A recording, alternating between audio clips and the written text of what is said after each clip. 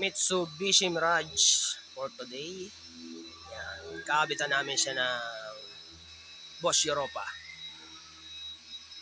Stock pa yung ano niya. Yung stock niya ay ano ba yung stock niya? Horn type. Okay, snail type horn. Check natin yung kanyang tunog. Check natin yung tunog niya. Yun ang tunog niya mga boss. Ngayon, kakalasin ko na muna to. At ayan na nga, nakalas ko na mga boss. Ayan. Tapos sabi ni Bossing, check ko din daw yung kanyang fog light. Yung sa fog light niya ito, yung wirings niya. Check ko daw yan, hindi daw kasi nailaw. Hindi daw gumagana. Checkin ko na lang yung bulb at yung wirings. Ito yung pagkaka-wiring niya. Tapos ito yung mga relay. Checkin ko na lang dyan kung alin dyan yun. Tapos ay, dito kasi sa Mirage meron siyang original eh. Mirage nga ba ito? Oo, Mirage nga. Yan. Meron siyang original dito. Yan yung original socket niya. Dito sa kabila meron din. Pero di bali, busina naman ang ikakabit ko dito. Checkin ko na lang yung fog light niyan. Yan. Ito yung stock niya. Ay, yung datihan niyang busina. Horn type. Bosch ata ito. Oh. So yun, bala ko dito ilagay yung busina. Sa baba. Yun, nakagawa na ako ng bracket. Gumawa ako ng flat bar mga boss. Itong haba na to 13 inches. At isang 4 inches. Sukatin natin. Yan. Isang 13 inches at isang 4 inches. Yan. Bala ko kasi dito na ilagay yan. Tapat ng condenser. Trip din ni boss yun eh. Gusto niya kita daw yung busina. Yan. So dito, may makikita kayo dito butas. Yan. Yung isang piraso, dito ko na yan nilalagay. Yan. Sakto-sakto na yan dyan. Okay. Tapos, kaya 13 inches na flat bar ang ginamit ko. Yung flat bar, ilalagay ko sa bandang likod. So, ganyan. Ganyan ang pwesto niya. Tapos, yung isang busina, diba, dito. Ilalapit ko lang yan. Magkalapit lang siya din. Okay? Kailangan, may space pa rin ito kasi ito yung tornilyuhan ng bumper. Ngayon, bakit mayroon akong 4 inches na flat bar? Nakita nyo dito yung may butas yan dito eh. Yan, ito. Yan. Magbebend ako dyan. Mag-EL ako dyan ng 1 inch. Kailangan sa ibabaw yung ating bracket. Yan. Kailangan nasa ibabaw yung bracket natin para yung hold niya nakasabit. Huwag kayong magpa-flat bar dito sa ilalim. Baka mahubo yung tornilyo natin. Okay? Ngayon mag-EL muna ako nito. Mga 1 inches siguro. Tingnan natin kung gano'ng kakapal yung kailangan natin. Yun, kasing kapal nung kasing kapal nito ang ibebend ko. Kasing kapal nito. Yun ang gagawin ko sukat pag ganyan. Na mula dito, susukatan ko ng pag ganyan. Ibabalungkot ko. Tapos yung sobra, malamang may sobra ito eh. Susukatan ko na lang yun. Kasi magre-relay ako dito kung gano'ng kahaba eh. Nagsukat lang ako ng 4 inches para lang sigurado in case na kailangan kong ibaba or itaas, may allowance ako. Mamaya ako na puputulin pag na-finalize ko na kung hanggang saan yung pwesto ng busina ko. Basta dito may butas yan. Mag-i-el lang tayo dyan ng flat bar. Kaya mga boss na baluktot ko na yan. Yan, pag ganyan. Sukat lang yan sa ganito ka size. Okay? Tapos yan, sinabit ko ng papaganito. Pag ganyan. Tapos yan, tatansyahin nyo, susukatin nyo yan. Huwag lang yung sagad na sagad. Tapos yan, sinukat ko yung pagganon. Tapos tinansya ko na yan yung sentro niya. Yan. Ganito ang ginawa ko. Yan na yung bubutasin ko. Tapos yan, pagkabutas niyan, Ito na muna ang unahin ko dyan. Bubutasin ko na muna ito. Huwag muna kayo magpuputol dito kasi mag-a-adjust pa tayo dyan mamaya eh. Okay? Yan na muna ang gagawin ko. Kasi pwede pa natin itong ibaba. Pwede nating ibaba yan ng ganyan. Depende sa trip natin. Susukatin ko pa yan eh. Pwedeng taas, pwedeng baba. Depende. Depende sa gusto nyo. Malalaman ko mamaya kung anong magandang pwesto ng busina. Kung pwede sa baba or pwedeng itaas. Ayan, okay. Tapos yun, bubutasin ko na muna ito. Tapos ay isasalpa ko dito. Saka ako magsusukat ng level nitong flat bar. Pwedeng sagad, pwedeng pababa. Yan, ganun muna yan. Ayan mga boss. Nabutasan ko na. Ayan, ganyan na itsura niya.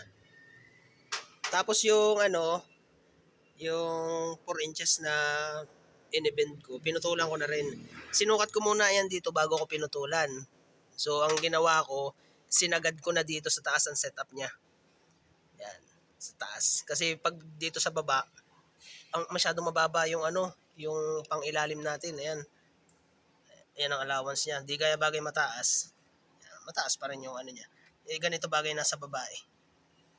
Pag nasa taas, ayan, malaki-laki. So yun, ikakana ko na muna ito para masukat ko kung gaano kalayo yung pwestuhan. Yan. Yan, ganito boss ang ginawa ko. Sinukat ko na muna. Yan, pakita ko sa inyo kung gaano ka allowance niya. Yan. Manipis na manipis lang yung allowance ko dito. Tapos ganito ang ginawa ko. Doon sa sukat ko kanina, doon sa butas niya para dito. Yan. Ito yung sukat ng lapad ng bracket. Yan. Pakita ko sa inyo. Yan. Ganyan ang sukat niyan. Tapos ang sukat nito mula dito sa loob. Yan. 4 3/4. Yan, 4 3/4. Nakita nyo? Yan. Basta pag nakuha nyo na yung butas dun, para dito, mula doon sa loob ng bracket ng busina, 4 3/4 mula dito. Mula dito hanggang dito. Saka nyo i-cross. Tapos yung pantay nung niya, nung butas niya, sinakto ko lang din doon. Kung gaano kalayo yung niya. Yan. Oh. Tapos ito. So yun. Okay na ito. Pipinturahan ko na to. Ganyan ang setup niyan. Pipinturahan ko na lang yan. Tapos ay isasabit ko na. Tapos lalagyan ko na rin to ng wirings. Kukunin ko na rin yung dito. Ipupull out ko na itong isang ito. Yung mga boss, napinturahan ko na. Siyempre, ganyan ang itsura nun. Tapos ito. At ito ay isasabit ko na din dyan. Yung sa wire ng paglight, ayusin ko na yan para maganda ang kamada. Dati kasi ay dito nakalusot sa steel bumper na ito. Ay hindi dapat ganon. Hindi dapat nakalusot dyan. Kaya ang gagawin ko dyan, dito ko na ililinya sa labas. Ayusin ko na lang ang pagkakakamada para hindi naman masagwa. Pero dito pag pinasok nyo sa loob yung wire, hindi maganda yon. Okay? Yan. Maghihinang na ako ng wire. Yan. Tapos natanggal ko na rin yung busina at saka yung parang DRL na ito. Yan. Ito yung relay na gagamitin ko. 70 amperes. Yan. Wala na yan. Diyan na yan. Okay. So yun. Maglilinya naman ako. Sasabit ko na yung busina. Ayun na nga mga boss. Naikamata ko na. Nakahinang na yan. Ganyan na setup niya. Dito sa kabila. Syempre. Ganon din. Tapos yung bracket natin. Ayan na. Ganyan na itsura niya. Nakasuot dun yung pinakang niya. Tornilyo. Ayan. Naka-L. 13 inches mula dito hanggang dito, tapat ng butas. Tapos ay 4 inches yung ginawa ko, tapos pinutulan ko na lang. Yan, parang 1 inch din ito eh. Yan, basta ganon. Ganon ang ginawa ko. Tapos yan, dito na yung isang busina, tapos dito yung pangalawang busina. So yun, isasabit ko na yung yung busina dito. Gaya na setup niyan. Tapos ayun na nga mga boss, nailinya ko na. Ayan yung busina. Na-set up ko na dyan. Okay na yan. Tibay na yan. Tapos yung wire niya, inifix ko na muna dito sa part na to. Tapos ay ganyan. Tapos nilinya ko muna yan dito. Inabay ko sa tamang pagbawiring. Tapos dito, pinutol ko muna yung kabilang dulo ng wire. Ayan. Ito yung gagamitin ko sa 87. Output ng relay. Tapos yung kaputol niya, hindi ko pa pinuputol yan. Itong kabaak niya, ginamit ko ground. Yan, sinukat ko lang yan hanggang dito. Tapos, dito ako magtatap ng ground. Yan, dyan. Isasangat ko na lang yan dyan. Tapos yan, pinagpantay ko na ganon. Yan. Nilagyan ko na ng label. Yan na yung pupulunan ko. Ipupulon ko muna ito Tapos yan, naipulon ko na yung wire. So may label na tayo dyan.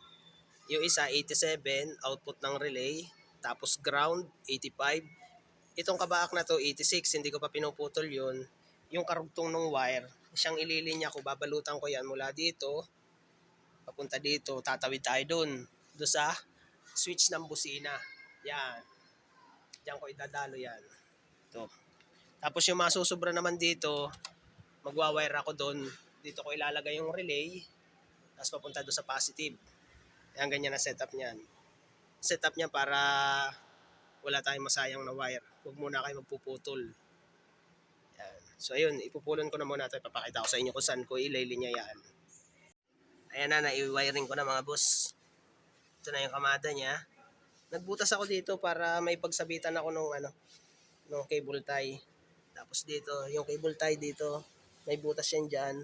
Tapos ito na yung sinasabi ko sa inyong wiring. Yan. Pagdating dito. Tapos dito ko nilagay yung ground. Binaa ko lang yan. Isinangat ko lang. Ayan, pinutol ko yung Yan. Malabo Yan. Pinutol ko lang yun. Yung terminal na bilog. Tapos yan na yung kamada ng wire. Tapos dito, yung marking ko dito, yung dalawang magkasama, 85 ground, 85 number 85 ng relay, ground. Ito yung 87 sa busina. Yan. Tapos ito na yung switch, 86. Tapos yung 30, maglilinya na lang ako papunta doon. Tapos ito yung 86 natin. Hininangan ko yan. Yan. Naghinang ako dyan para isusuksok ko na lang dito. Okay. Pa-plug ko na muna siya. Yan. Ganyan ang itsura niyan. Yan. Para wala tayong splicing sa wire. Ayan o. Plug and play pa rin. Okay. Yan ang setup niya.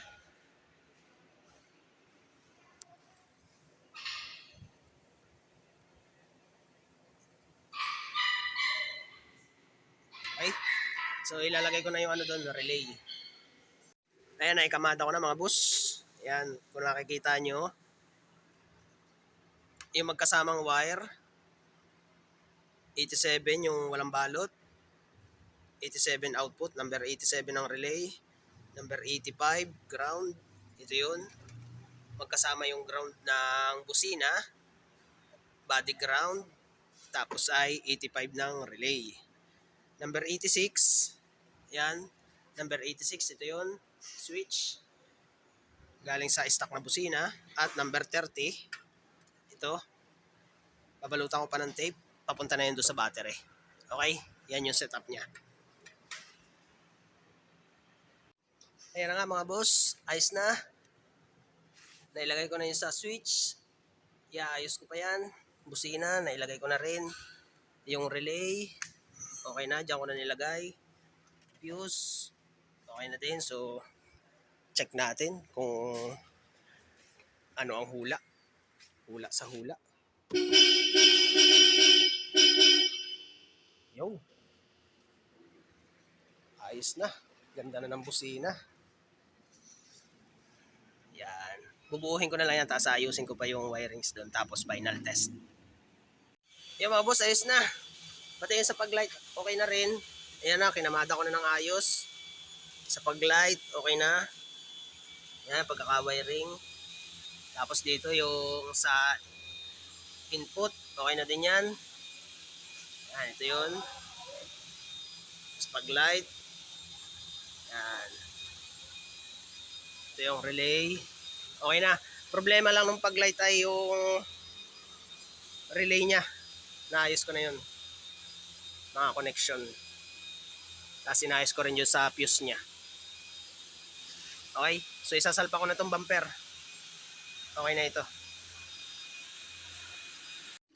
Yun, Mitsubishi Mirage mga boss. Kinabitan ko siya ng Bosch Europa. Yan yung itsura niya. Tapos syempre, inayos ko rin yung paglight niyan. Gumagana na yung paglight. Paglight mo na. Switch mo. Yan. Okay. Ayos na yung paglight. Patay mo yung paglight.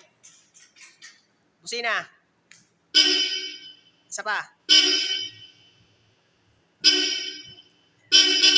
Yan, ayos na. Okay. Mitsubishi Mirage. Installation ng Bosch Europa. Okay.